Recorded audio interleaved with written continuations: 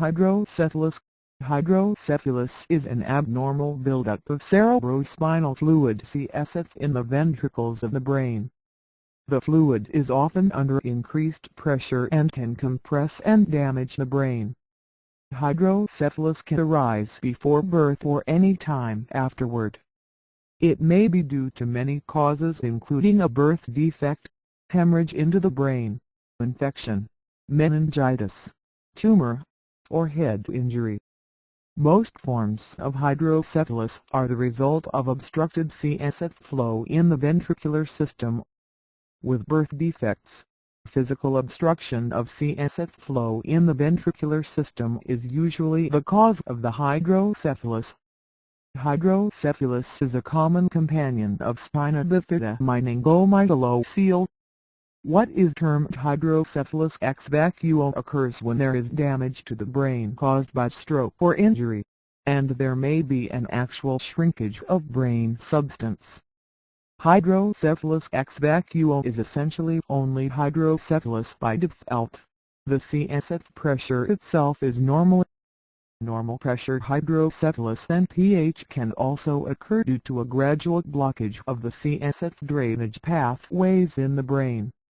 Although the ventricles enlarge, the pressure of the CSF remains within normal range.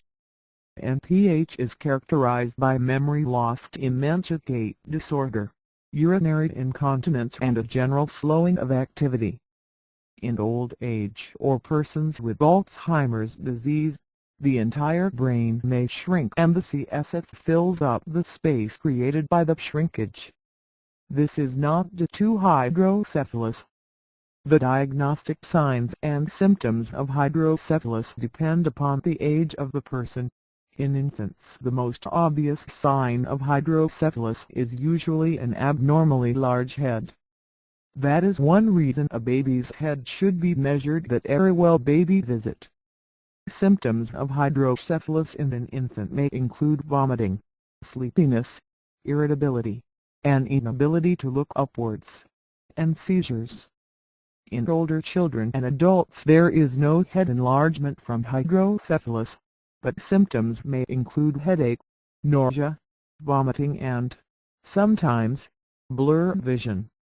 There may be problems with balance, delayed development in walking or talking, and poor coordination, irritability, fatigue, seizures, and personality changes such as an inability to concentrate or remember things may also develop.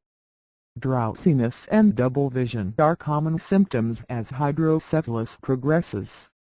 Treatment of hydrocephalus involves the insertion of a shunt to let the excess fluid exit and relieve the pressure on the brain.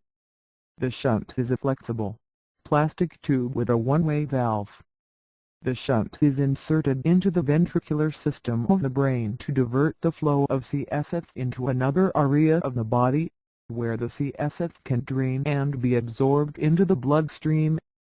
The prognosis outlook with hydrocephalus depends the cause and the timing of the diagnosis and treatment. Many children treated for hydrocephalus are able to lead normal lives with few, if any, limitations. In some cases, cognitive impairments in language and non-language functions may occur. Problems with shunts such as infection or malfunction require revision of the shunt. Hydrocephalus is sometimes called water on the brain. The word hydrocephalus in Greek literally means watery head.